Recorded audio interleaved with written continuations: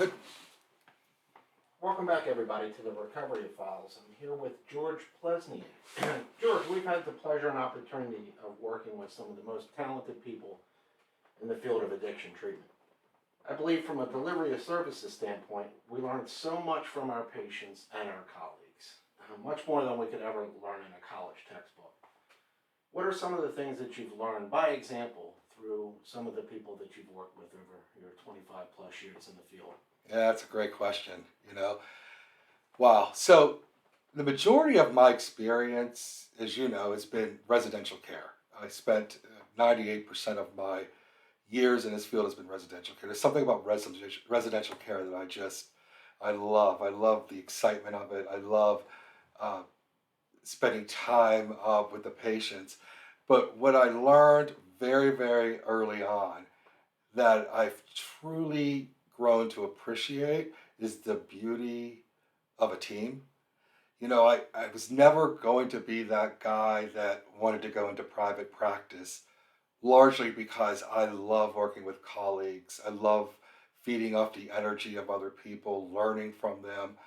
One of the things I always say that I've learned in being in the field for 30 years is that I don't have all the answers, right? So it's so nice to hear other people's perspectives and just really enjoy that whole idea of being part of a team that's responsible for guiding and having the honor to be invited in on a patient's journey. Yeah, absolutely. I couldn't agree more with the team component too, because we're helping some people in early recovery that are Right. exploring their worst days ever. That's right. And we're walking them through that, and sometimes we can absorb some of that, and that's why I'm a firm believer in the importance of a strong team and supporting one another so we can better support those That's that we right. serve. I mean, in essence, we're modeling for them what we're trying to teach them, and that's the importance of I alone don't have the solution. We have the solution, and let us all work together and respect one another. So, to me, it's a win-win. Absolutely. Let me ask you this. You've been in this field for a long time, and we have the privilege and opportunity to watch people come back to life in front of our very Oh eyes. wow, yeah. We get to see firsthand that hope come back. Right. How would you best describe an instance of hope where you've seen somebody? Wow, that's a great question. I mean, to me, isn't that why we do what we do? Like I always tell people, we have the greatest gift. We have the greatest job. We get to sit front row, front center of watching the best of humanity. Watching somebody who truly comes from a broken place have the courage to put their life back. I always say it's it's an honor to be invited into their life. I think about most recently a gentleman that I worked with. His name was William, and I talk about him a lot because he had a profound impact on me. I mean, here's a guy who grew up in a very difficult environment, one in which was just fueled by drugs and violence. And at one time, he was one of the biggest drug dealers out of the city. And uh, by his appearance, he was very tough looking. I never forget the first day I met him. He wore a baseball hat down to his eyes and kind of had this body language, right? And I can remember thinking if I would have judged him by that, if I would have judged that book by that cover, I would have missed this amazing story. And the story goes a little bit like this. Here's a guy who, yes, he grew up in that environment that was so ripe for addiction. And uh, at one point, this guy gets sober. He finds the God of his understanding. He educates himself. He becomes this certified welder, becomes a top speaker at Narcotics Anonymous, helps tons of people relapse, and then that's how he came to me. And I could just remember thinking, if I would have judged this book by that cover, I would have missed that incredible inspirational story that gives me hope. People change. Even in the worst circumstances, people can change and they become the best version of themselves. And isn't that an awesome thing to see? No, absolutely, and I think that's one of the biggest things that we do in this field is we deal with a lot of people and personalities, Right. whether it be patients, whether it be colleagues. What sort of tools do you use to help navigate people and personalities? Because let's be real, there's a lot of people with a lot of Absolutely. personalities. That's right. I think that that's where um, my experience, I think, uh, plays a role. First and foremost, I like look when I was uh, in management and I was hiring therapists. You know, to me, their resume got them in the door, but I needed to feel from them or sense a passion and a genuineness. Like those two things are they're worth more than it to me in any certification, right? Like I want somebody that is like if you're truly genuine with your patients and they sense that passion, uh, that in itself breaks down barriers. I'm a very big component. For me, I use a lot of humor. I think humor is one of the best gifts that man has. I mean, I just think that it helps us through the most difficult times, and to me, humor is really good because once you know the personality styles and you know which kind of humor to use, it sets the stage for you to kind of go in the back door. Because in most cases, head-on confrontation or head-on challenging is just counterproductive. Yeah, I couldn't agree more, particularly with the patient that's new to treatment and new to substance use disorder therapy. Right? Right. You know, one of the biggest obstacles is fear. And I think one of the things that cannot be taught inside an institution or a college classroom is the ability to meet people at the level of their needs. And our patients come in with all sorts of needs. And being able to connect with them, whatever it may be, that they realize I could learn from this person and I now have hope, Yeah. which is critical for recovery Right. because you can't do it unless you come to believe that you can. That's right. Well, to me, and that's it, right? But see, to me, that's the selling point of a recovery program, right? I mean, that's the selling point of a support system. Everybody has scars, but our scars eventually become beacons of light and inspiration for other people. When we all embrace our scars and we change and we stand in front of the people, not literally, but naked in our truth and say, look, this is what I've done and this is where I'm at, it breeds respect and it helps one make peace with their own diagnosis. So I'm a big advocate that scars, you embrace your scars because your scars are inspirations for somebody else. And look, every way, and I think you and I both agree on this, every theory and every way that you look at all this kind of stuff that's out there on helping the addict, most everything points to the interpersonal relationship between one addict helping another addict. It's so critically important. We alone can't do this, but we belong to a tribe of people that are working to become each other's inspiration so we can make peace with our own diagnosis and become and work collectively together to become the best versions of ourselves. It's amazing. Absolutely. I believe in the simple approach at times, and that's a microcosm of the recovery community as a whole, that the new guy asks for help, and there's those that came before him that Right. are willing to help. Right? Regardless of what the experience is, that experience can be not only valuable to that person, but the person that comes after that. That's right. That's right. And how can we not be touched by that? I mean, that's why I always say, like, I feel like 30 years have gone by sitting in my seat, and I'm in awe of. I don't know if I really understood at the onset of my career how life changing my life's work would be, right? And there's one of my favorite quotes that I use in lectures a lot uh, is from Jung. The meaning of two personalities is like the contact of two chemical substances. If there's any reaction, both are transformed. I mean, I think that just describes everything that we do. You and I, you know this. Like when you're doing a lecture or you're working with a patient and you see that light bulb go on, you yourself walk away with something that touches you beyond just an interchange. It touches you deep, and God, it's just I just feel so privileged, you know. No, I couldn't agree more. With those light bulb moments, we can literally and figuratively see them connect the dots in Right. their own minds and something that they've been struggling with That's for right. years. And then it's, wow, I Right. see it now. How could I not see this before? Yeah. I now have hope. Let me ask you this. Can recovery be fun? Oh my God. It has to be. I mean, what are we fighting for if not? Like, once again, like, I love humor. I think that, you know, I want to be very clear when I say I'm an advocate of meetings, sponsorship, home group, all these things, that are the cornerstone of recovery that I respect highly. Uh, and in addition to that, I feel like we have to address lifestyle stuff. Like, how are you going to have fun?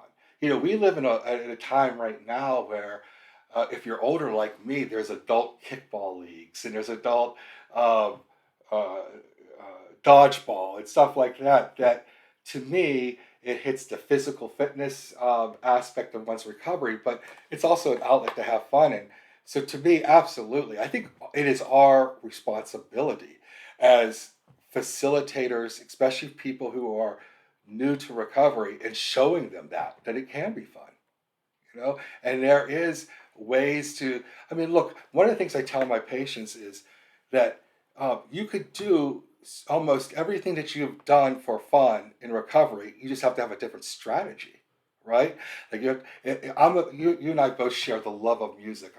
I'm just obsessed with music. Unfortunately, God has not given me a good voice, but I love music, and I see live music at concerts all the time.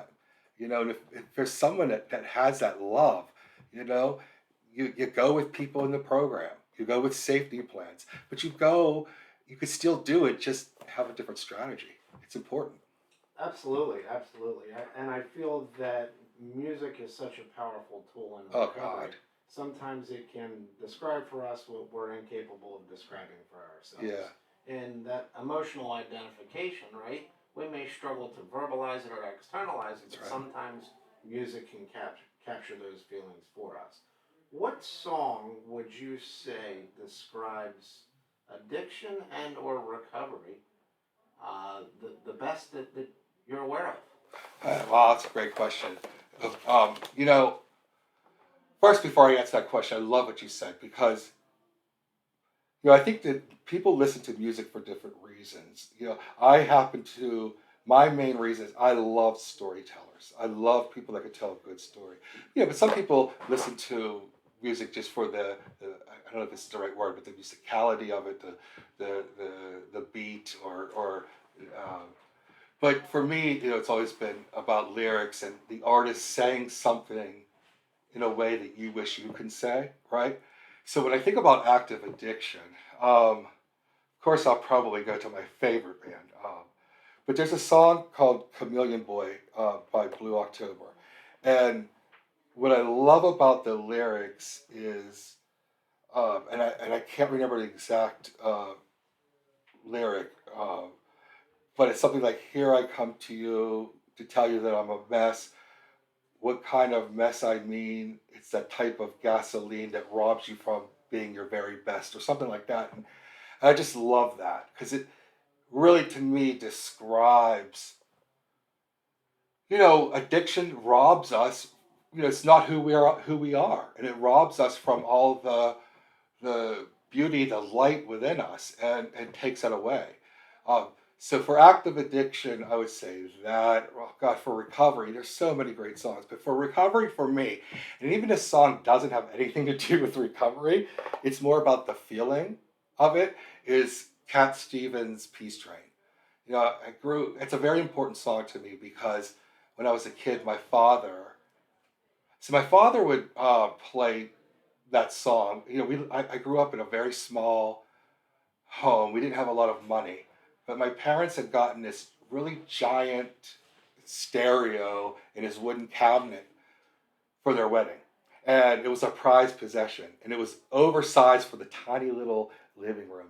And my dad would put on Peace Train. And I can remember as a kid sitting on the floor, and I could smell lemon pledge because my mother used to use lemon pledge on the wood. So lemon, I'd smell lemon. And the way my house was positioned, we had a big window and the light would come in, and I'd watch the dust kind of dance in the light. And I can remember that song just makes me feel so peaceful. Like I hate to say that because it's called Peace Train, right? But it made just the cadence of the song. It just felt so warm and good, and I guess that's what I relate recovery to. So That's great. I'm over here getting chills as I can actually feel what you're saying. yeah, And I think using music to express our emotion is one of the healthiest things we can do. yeah, For a little peek behind the curtain, we're about the same age or close to it. yeah. You look a one lot of the better, things and a lot younger. well, we both remember cassette tapes. And Oh God, yeah. we used to open it up and there would be the verses in there. Right. And that was my way of poetic explanations. You know, if I had a difficult time explaining something to a girl that I was dating, I would just pull out the Poison tape or the Guns N' Roses tape. Right. And Oh, start, my wife would love you. That's her genre. But, and let them speak for me. right. So, as we're getting ready to run out of time, I have two questions for you. What advice would you give to somebody new in recovery, and what advice would you give to somebody new in this field? Oh wow, great questions. So, boy, there's so much advice I'd give somebody new in recovery. Um, Patience, grasshopper. Like as you know, we come into treatment usually because of some type of external consequence that creates pain. It's interfering with the way that we would prefer to live. So we come into treatment because of pain.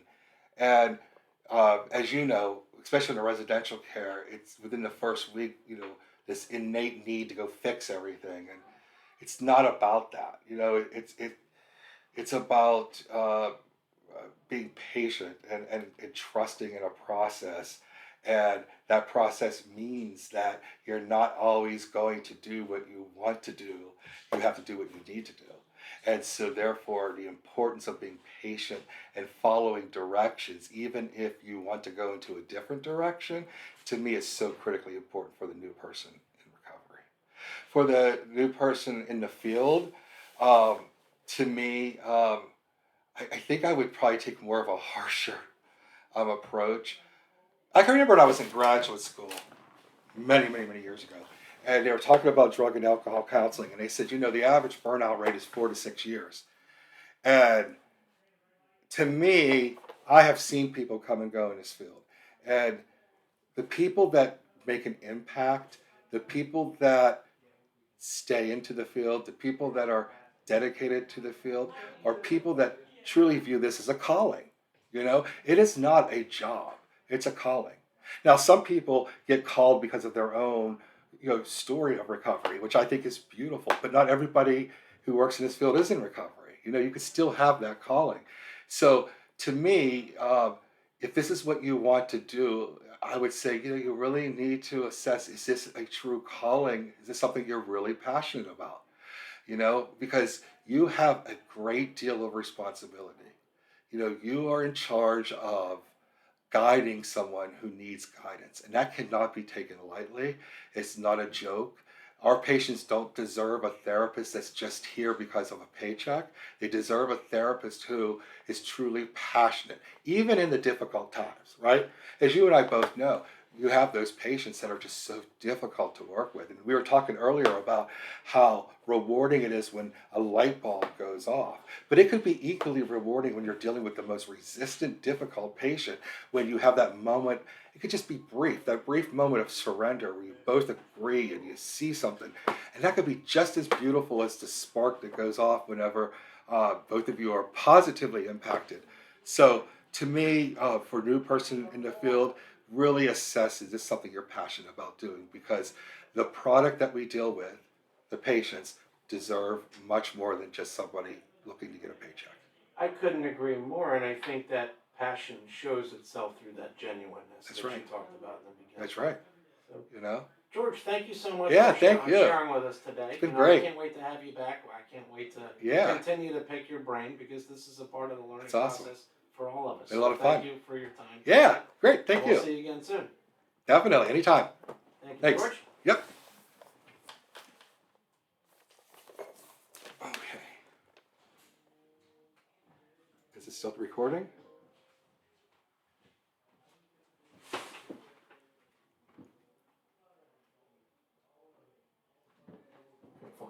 That I turned off. Well, you can always edit this out, right? Yeah. Is this? It has, you want me to hit this little, oh no, it says take video, so it might be off. Oh, that's fine. Is that my door?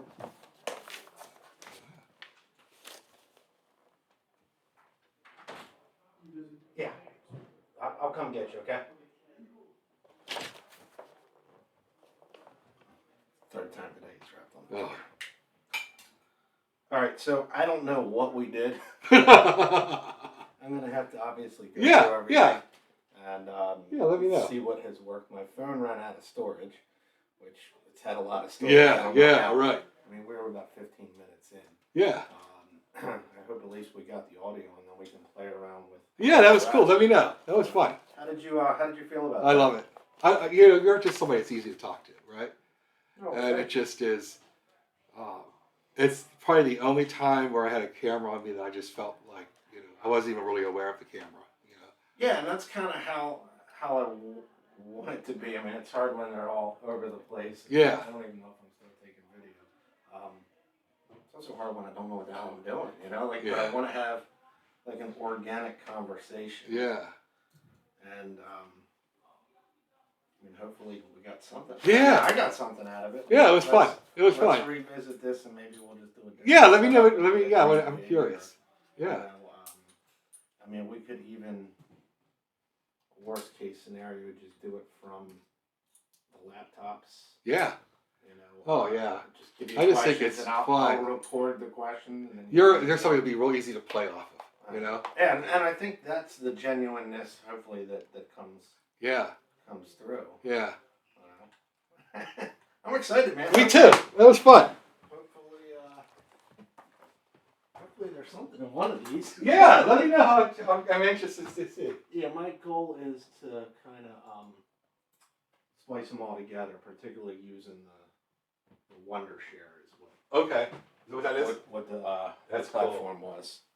So we'll. Fine. All right. All right, buddy. All right. Thank you, I'm George. anxious.